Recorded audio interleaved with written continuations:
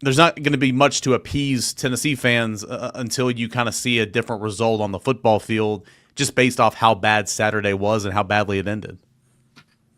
Yeah, I mean, I think but that's what happens, Rob, when you do what you do in your last regular season game. The last time your fan base sees you play, I don't care what sport it is, if you no show, then it changes the outlook on things, and it dampens. For initially, it'll dampen some enthusiasm about some stuff, and then fans will come around, they'll get revved up, they'll be all in on whatever the roster looks like and that type of thing. But I mean, listen, this is a critical month. I wrote this on Monday. I mean, this is a different December than it's ever been before. Okay, you're not on the road going into homes eating 12 different suppers and being in 8 different houses in 5 days. You're not one day with this coach, the next day with another coach. You're not flying back in, and sliding in time for an official visit in December. This is all about your program in the month of December now. It's different once signing day is over. You're not going out and doing anything. You're about roster retention, and you're about a straight evaluation of your program. That gives you the opportunity to do a deeper dive, Rob, than you've ever done before, and that's a dive that has to take place for this program. Again, Austin's right. It's not like it's off the rails, but you can't – I don't think anybody's looking for Josh Heupel to stand pat at where he's at right now with his program. No, I mean, I'm not trying to throw chum in the water at all, but I mean, and Eric's talking about appeasing the fans. I mean, I think a staff change or two would appease a bunch of fans, and I think that's got to be part of a deep dive. I mean, was that, was the staff shortcomings part of why you kind of took a step back this year? And Hubbard, I mean, I think another reason. I mean, I know we all agree with it, but why it's you have to take a hardcore, honest look at yourself and your program is because, man, I mean, this league's always been hard, but man, it's harder than ever. I mean, it's Captain Obvious, but I mean, we live in a world where Vanderbilt can win 10 games. Oklahoma's coach can start the year on the hot seat and end it in the playoffs. I mean, LSU is getting ready to be really relevant. I'd bet a lot of money. Texas didn't exist in this league 3 years ago. Georgia and Alabama aren't going anywhere. And I mean, it's just, standing pat in this league is basically going backwards. Like is my point. And I mean that whether you're talking about making sure you have the absolute best staff you can have, what your portal evaluations, how you stand on, developing high school guys versus how hard you go in the portal. I mean, it's a razor thin margin for error in this league. I mean, it always has been, but I think it's getting magnified more. I mean, Hubbard, how much money have athletic departments spent on buyouts in this league? No, that tells you what the stakes are. Well, I mean, think about this. I mean, they've made moves. I mean, Kentucky makes a move 60 hours before signing day starts. Like that's an unheard of notion 15, 20 years ago. That just tells you we're, I mean, the margin for error is slamming here. And the other thing too, and this is not a criticism of fans in any way, shape, or form. You don't make changes to appease. You make changes to improve if you feel like that's what you need to do to improve.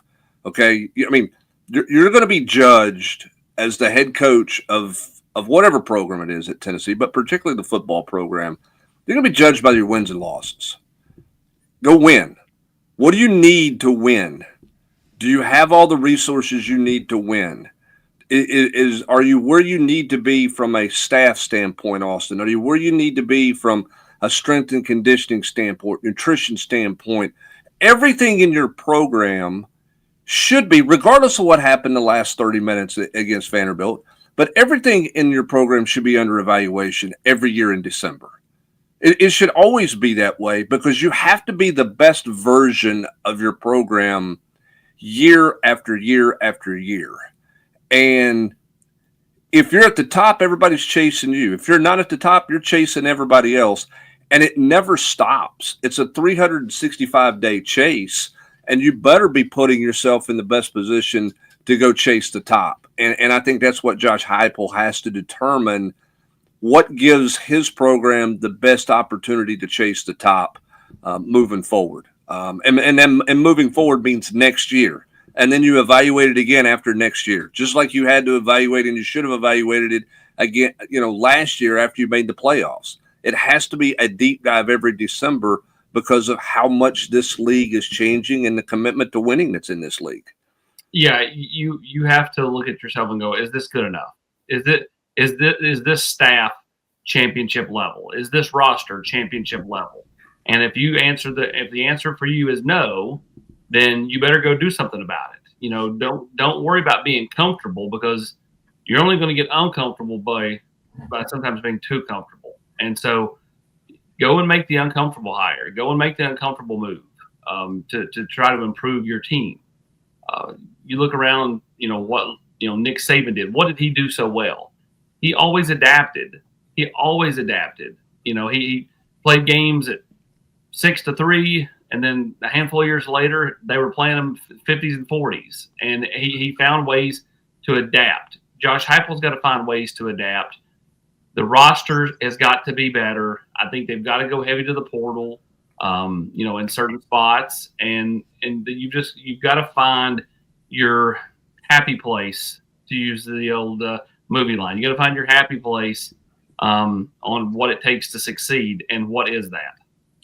And Eric, I think the interesting thing for coaches, whether it's Josh Heupel or anybody, is that balance of, well, we were 3 plays away. Yep. We were 4 plays away versus blowing everything up. Where's the line between how close you were and how far away you were? Because we talk, Rob and Eric, about the margins being small. That line's pretty thin, and it's very easy to get into the, well, we're 3 plays away deal if you're not careful. The same way you got to be careful and go, hey, we've spent 5 years building this thing. There's a lot of good things going on here. You don't have to blow it up either. No, I mean, I completely agree. Go look at the Georgia game. I mean, from a national perspective, everybody says, oh, Tennessee put up a ton of points, just missed it on the wire, missed a field goal. Man, what a great game. Tennessee fans know Tennessee had about 17 chances to win that game, and it didn't. But nobody remembers the missed field goal, from a national perspective. It's just Tennessee came up short against Georgia. You look at Tennessee against Vanderbilt, 24 points. Look at Tennessee against Alabama, 20 points. 20 points.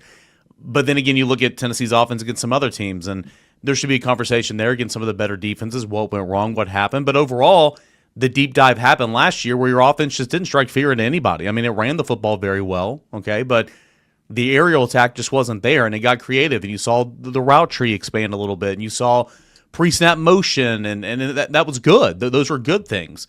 Need to do that on the defensive side of the football for sure.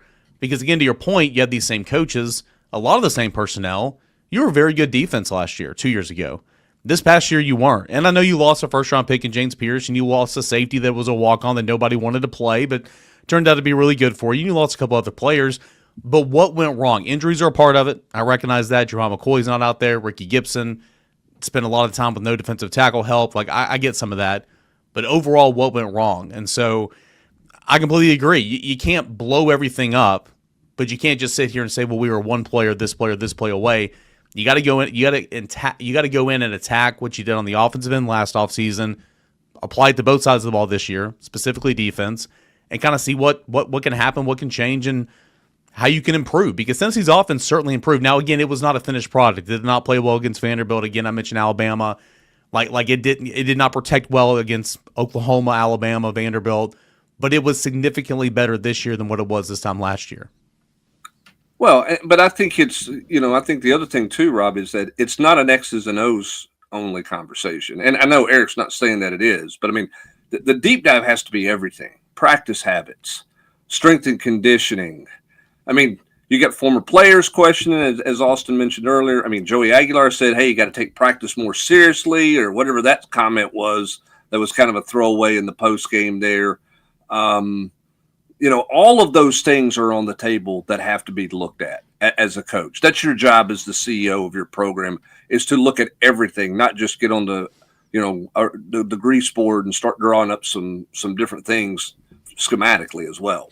Yeah, I mean, don't you think like most, I'm talking about rational fans, I mean, people that are stroking 5-figure checks for donations and, spending 6 Saturdays a year, taking a lot of trouble to get there.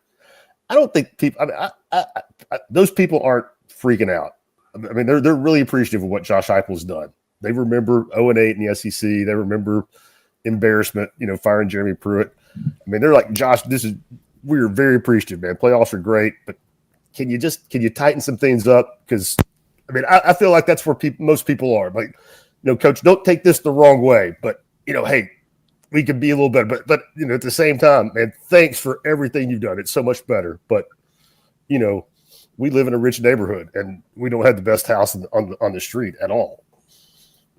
Well, and everybody around you in this league is making moves and doing things that creates Austin by nature. It's the new car syndrome, right? And the guy next door gets a new car. There's somebody in your house probably going, well, it'd be nice to have a new car, type deal. And so that mentality approaches a little bit. But yeah, I mean, I think the takeaway from people listening to this is it's by no means any kind of disaster. Okay. And so once you get past the anger of it and you start to take a look at it, there's a lot of good things that are done, and 30 bad minutes of football should not erase all those things. The question that people have, whether they're high-level donors or low-level donors or no donors or message board posters or whatever, Austin, is there's another step. Can you make that? Can you make the next step? What is the next step that you need to get to, and how do you get there? And I think Josh Heupel has to ask himself that question as well. That's part of the deep dive.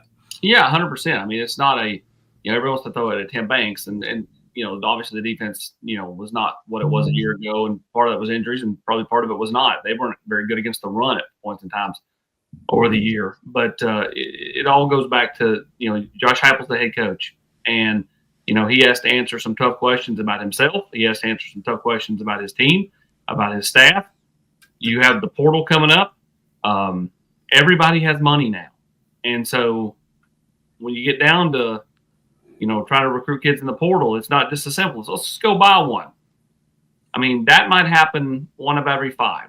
The other 4 out of 5, the money's comparable, and it comes down to the old pilot in the box, the old, relationships and recruiting, old school recruiting, in my opinion. I think this thing's leveled out pretty hard because now everybody has money. And so to me, that's going to be one of the questions that, to me, he has to answer and his staff has to answer is, can you go win one of those battles when the money is the same, when the money's even? Can you go win those battles in the month of January? Because I think you're going to need to do it.